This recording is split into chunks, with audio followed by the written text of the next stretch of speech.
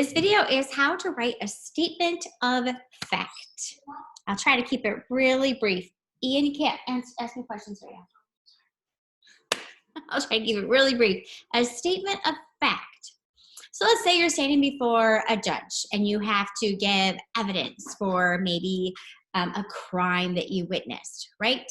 You would present all the facts that are pertinent to the case. You wouldn't tell what you did in the morning on your way to the store when you observed the crime, right? You're just kind of giving the facts.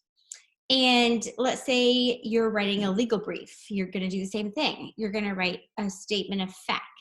These are the pieces of information that are pertinent to the text. Pertinent, they matter. They help me to understand the crime or the situation that occurred. The same is true in a piece of literary writing. We can include a paragraph that's called a statement of fact. And it's a summary is what it is. But it's a summary with a very, very specific point. So it's not like the kind of summary that you've probably done before. So this video will just walk you through how to do the summary. And then once you have it, you get to put it in your essay later. And I haven't even given you the outline for your essay yet, or all we've done so far is work on our thesis.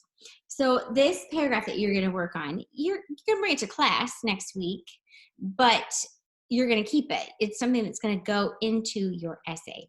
So I got this book by Scott F. Kreider. It's an excellent book. If you are interested in going on to college, if you're interested in writing essays in higher academics, this is a really good one. It's called The Office of Assertion by Scott Kreider, and he talks all about the essay format. And this is what he has to say about a statement of fact. When writing about literary texts, so The Great Gatsby, remember to narrate only those circumstances that pertain to your argument. Otherwise, you will be retelling the story rather than fashioning an argument about the story. And he says, Homer already wrote his poems. You don't need to. In other words, F. Scott Fitzgerald has already written The Great Gatsby. You don't need to rewrite the entire story of The Great Gatsby for your statement of fact. You don't need to do that. Fitzgerald already did. What you need to do is demonstrate a knowledge of all the information that supports your point. So I'm going to give you an example of how to do this. I'm going to just show you, I'm going to walk you through it, and then you'll be able to do it on your own. I'm going to share my screen with you. All right, so what you see here in front of you is a thesis. And let's just say I'm a student in the class and I am going to write a thesis about this paper. And I picked, well, I know that The Great Gatsby is a tragedy, but I picked the idea that Fitzgerald offers a little bit of hope. So hope may be a theme in the book, and it might not run all the way through the book, but it's there, it's present. And that's like hope, right? Hope is it's that like that poem. It's like a bird that perches in your soul, right? It's small. And there is a little bit of hope in The Great Gatsby. He offers hope in the character of Nick Carraway, who moves from blindness to sight, rejects the East, and embraces tradition. Now, I'll keep this brief. That's not to say there's a lot of redemption in this story, or even redemption in the character of Nick Carraway, but there's a glimmer of hope, and we'll explore that in class. But that's my thesis, that there's a little bit of hope, and it's in Nick Carraway. And how do I know this? 3 reasons. He moves from blindness to sight, he rejects the East, and he embraces tradition. So this is the thesis that I'm working from. If I am tasked with writing a statement of fact, 1, it's a paragraph, I know that, and 2, it's a summary, I know that.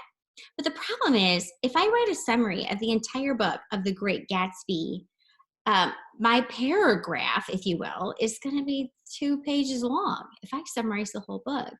So I have to make decisions about what to include. And as Kreider suggested, you only want to include the necessary circumstances, only the pieces of information that really lend support to my paragraph. So this is about Nick. It's about how he really begins to have eyes to see himself rightly for the first time, or to see his situation rightly for the first time. It's how he sees the debauchery of the East, the things that both attracted him and repelled him at the same time, and he rejects them. He decides, I want to go home. And then how he embraces tradition, and that's really in the last chapter. So in my summary, you're probably not going to see very much about Wilson. You're not going to see very much about Myrtle. There won't even be anything necessarily about the major plot points. Well, let's just see. Let's see what happens. So this is where I'm going to start, because again, staring at a white piece of paper, not quite sure where to start. The first thing I'm going to ask you to do is to consider an action that has to do with your thesis that might occur somewhere towards the end of the book, probably, right? So some kind of action. An action that pertains to my thesis is down here at the bottom. Nick Carraway leaves West Egg. He does not stay. He packs up, he goes home, he's done with the bond business, he's going back west. So that's my action. So I'm going to start with an action statement. And if I were you, after you examine your thesis, you pick an action statement, put it at the bottom of your paper. You see how I've kind of put mine towards the bottom? And that's because we're going to work backwards. We're going to look for maybe a direct cause or a chain of events that lead up to that action. And by doing that, I will have created a summary. So this might be a little bit rough, and that's okay, because I can then tweak it later and make it sound better. But we'll start with Nick Carraway leaves West Egg. And then why? Why does he leave West Egg? He realizes he is not a right fit for the East. Why? Why does he think he's not a right fit? He is disgusted. If I'm working my way backwards, he is disgusted with Tom and Daisy's response to Gatsby's death. Why is he disgusted? I'm not even doing punctuation. I'm just typing out my thoughts. Why is he disgusted with Tom and Daisy's response to Gatsby's death? Well, because he befriended Gatsby and thought that he deserved more. Why did he befriend Gatsby? So you see how I'm working my way backwards just by simply asking the question, why? Why? So far I have Nick Carraway leaves West Egg because he realizes he's not a right fit for the East. He was disgusted with Tom and Daisy's response. He befriended Gatsby. So I'm working my way backwards. Befriended Gatsby. Why did he befriend Gatsby? Well, he was a neighbor of Gatsby for the summer, right? And I could even add that Gatsby shared his identity with Nick. A little bit of information there. Why?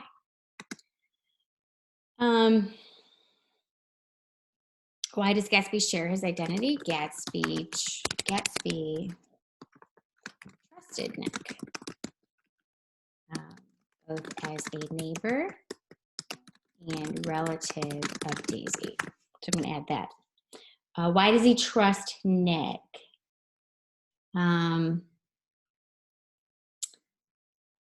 Maybe even focusing on the fact that he's the new neighbor, right? He's a new neighbor because he moved to the East from, was it Chicago? In 1922. Why does he move there? I'm going to ask another why. He was restless with his circumstances. And I might put that he was a soldier, war was over, so anything like that, right? Well, you know what, how about that? I'm going to ask why. Why was he restless? One more. Let's do one more. Why was he restless? He served in the war and wanted to leave and start a new life on his own. All right, can I go any farther back than that? Not really. Once I get to the top, there's going to get to a place where I can't ask why anymore, right? I've kind of followed that backwards chain of events to as far back as I can go. All right, once I have done that, kind of got all these details, I'm going to start at the top. So I'm just going to put start at the top and go down. So once I've done that, I'm just going to read it from the top. And let's see if I have a very, very basic paragraph. Ready? I could say, and I'm going to fill in some details as I go here. So Nick Carraway, who served in the war and wanted to leave and start a new life on his own, was restless with his circumstances. He decides to move to the east from Chicago in 1922. When he gets there, he is a neighbor of J. Gatsby. Gatsby trusts Nick because he's a relative of Daisy's, the woman that Gatsby loved. See how I'm just going to insert a little detail there? Gatsby eventually shares his identity with Nick, and the two become friends. You know what's not in here is that Gatsby dies. So I think that, let's see, you could say something about Gatsby's death. They have to insert a sentence there. So this, when you do this, it's not going to be perfect. You find that, okay, I need a few more pieces of information. So let's see. I'm working my way down. So something about Gatsby's death. Blah, blah, blah, blah, blah. He's disgusted with Tom and Daisy's response after Gatsby's death, and he realizes he's not a right fit for the East and returns to move and live in West End. Okay, so I'm going to start at the top and work my way down to that action. And what I've done is created a skeleton. It's not fleshed out. It doesn't have skin. It doesn't have any decoration. It's just a skeleton, but it gives you an order to work with, right? So I could take this and I could say, Nick Carraway, the well-off narrator, finds, narrator, did I do it right? Finds himself bored with life and restless after serving as a soldier in World War I. His restlessness compels him, compels. See, I'm just typing in that. Restlessness. There we go. Compels him to move east to explore business. Carraway finds friendship with his new neighbor, J. Gatsby, who confides in Nick and befriends him for the summer. Do you see how this is the start of a paragraph? So just by considering an action and asking the questions why, and going backwards as far as I can till I kind of get to the beginning of this plot element, I've come up with a direct chain of events. So there's not going to be anything else in here about Jordan Baker. I don't necessarily have anything about Wilson and Myrtle, like I said before, right? This is a direct chain of events, a direct summary of the circumstances that are necessary for my thesis. So everybody's statement of fact is going to look different because some of you have done a thesis about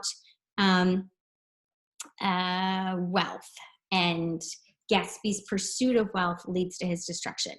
So you are going to have a different one. You're going to have to pick an action. Maybe it's Gatsby is shot in the pool, and that's your action. And then you say why. Why was he shot in the pool? Wilson falsely identified him as the man who ran over Daisy. Why?